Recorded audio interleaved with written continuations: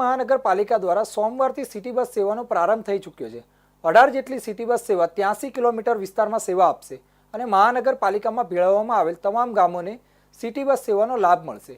આ પ્રસંગે મહેસાણાના સાંસદ હરિભાઈ પટેલ, રાજ્યસભાના સાંસદ મયંકભાઈ નાયક, ધારાસભ્ય મુકેશભાઈ પટેલ, ધારાસભ્ય સુખાજી ઠાકોર ઉપસ્થિત રહ્યા હતા।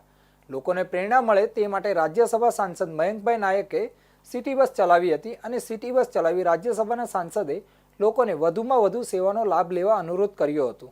મહેસાણા શહેરમાં 9 મહિના બાદ ફરી સિટી બસ દોડતી થઈ છે। મહાનગરપાલિકા આજથી મુખ્યમંત્રી શહેરી બસ પરિવહન સેવા શરૂ કરી છે। તેના પ્રથમ 3 દિવસ એટલે કે બુધવાર સુધી મુસાફરો નિઃશુલ્ક મુસાફરી કરી શકશે। સોમવારે સવારે 10:30 વાગે ધોબીઘાટથી મહાનુભાવોના હસ્તે સિટી બસ સેવાનો પ્રારંભ કરાવવામાં આવ્યો હતો। નગરપાલિકા સમયે એજન્સી અને પાલિકા વચ્ચે વિવાદ થતા સિટી બસ સેવા ગત 1 જુલાઈથી બંધ કરાઈ હતી। જોકે મહાનગરપાલિકામાં શાસનમાં 32 ચોરસ કિલોમીટર વિસ્તારમાં સિટી બસ સેવા હતી, જે હવે 83 ચોરસ કિલોમીટર હદ વિસ્તારમાં સિટી બસ સેવા ઉપલબ્ધ થઈ છે। લઘુત્તમ ભાડું 5 અને મહત્તમ ₹20 રખાયું છે। મહાનગરપાલિકા વિસ્તારમાં આવતા 14 ગામની હદ અને આસપાસના 4 થી 5 કિલોમીટરના એરિયાને આવરી લઈ સિટી બસ સેવા કાર્યરત થશે। તોરણવાડી ચોકમાં સિટી બસનું પૂછપરછ કેન્દ્ર, જ્યારે ધોબીઘાટ ફાયર સ્ટેશન નજીક સિટી બસોનો પાર્કિંગ પોઈન્ટ રહેશે।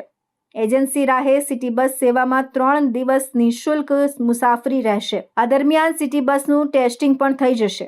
ત્યાર પછી તારીખ 1 મે થી કિલોમીટર દીઠ સૂચિત કરાયેલા દર પ્રમાણે મુસાફરી કરી શકાશે, જેમાં ઓછામાં ઓછા ₹5 અને વધુમાં વધુ ₹20ની ટિકિટ દર રાખવામાં આવ્યો છે, જેમાં મહિલાઓ માટે કોઈ મફત મુસાફરી રાખવામાં આવી નથી।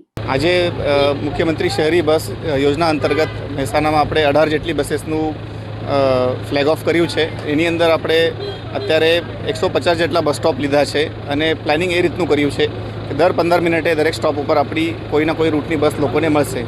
સાથે સાથે લોકોની સુવિધા માટે આપણે એક એન્ડ્રોઈડ ઉપર એપ પણ બનાવ્યું છે મહેસાણા મ્યુનિસિપલ બસ સર્વિસનું, અને લાઈવ પણ કરી દીધું છે। તો એમાં એપમાંથી જ લોકો ડાયરેક્ટલી રૂટ જોઈ શકે, બસનું લાઈવ લોકેશન જોઈ શકે, અથવા એમને જે નવી બસ પકડવાની છે એ ક્યાં છે અત્યારે અને કેટલો ટાઈમ લેશે એ પણ આ લોકો જોઈ શકે।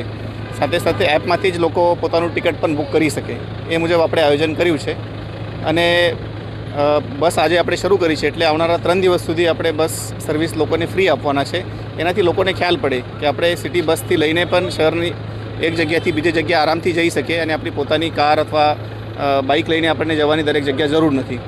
પ્રયત્ન એવો છે કે એનાથી આપણે ટ્રાફિક પણ હળવું થશે અને લોકોની ટ્રાવેલિંગમાં સુખાકારી વધશે। મહાનગરપાલિકા બનવાથી શહેર મોટું થયું। લોકોને આવવા જવા માટે મધ્યમ વર્ગના માણસો હોય, ગરીબ માણસો હોય, સામાન્ય માણસો હોય, એમને ટ્રાન્સપોર્ટેશનની જરૂર પડે। એના માટે રાજ્ય સરકાર પ્રેરિત, રાજ્ય સરકારની સબસિડાઇઝ શ્રી મુખ્યમંત્રી સ્વર્ણિમ શહેરી સિટી બસ યોજના તળે આ સિટી બસ ચાલુ કરવામાં આવી છે। ખાસ એ વાત જણાવું કે કોઈપણ સિટી બસ હોય કે રાજ્યની બસ સેવાઓ હોય, એ બધી નુકસાન કરતી હોય, કારણ કે પેસેન્જર મળે ના મળે, ઓછા મળે અને પોસાય નહીં। એટલે આ રાજ્ય સરકારમાં સબસિડી આપવાની છે। જે ખર્ચ થશે, જે ભાડું છે એ સામાન્ય લોકોને પોસાય એવું ભાડું લેવાનું। ત્યારે બસ ચલાવવાનો ખર્ચ વધી જાય તો સરકાર દ્વારા આમાં સબસિડાઇઝ કરી અને આ યોજના મૂકવામાં આવી છે। એટલે શહેરીજનોએ આ ખાસ વાતને પણ ધ્યાને લેવાની જરૂર છે। અને હું આપના માધ્યમથી શહેરીજનોને કહીશ, આ બસનો જેમ બને તેમ વધારે ઉપયોગ કરજો। એના કારણે આપની સુવિધા તો વધશે, પણ શહેરમાં ટ્રાફિક ઘટશે, રાષ્ટ્રની ઈંધણની બચત થશે। શહેરમાં ટ્રાફિકનું ભારણ ધીરે ધીરે ઘટાડવા માટે 18 જેટલી બસો મૂકી છે।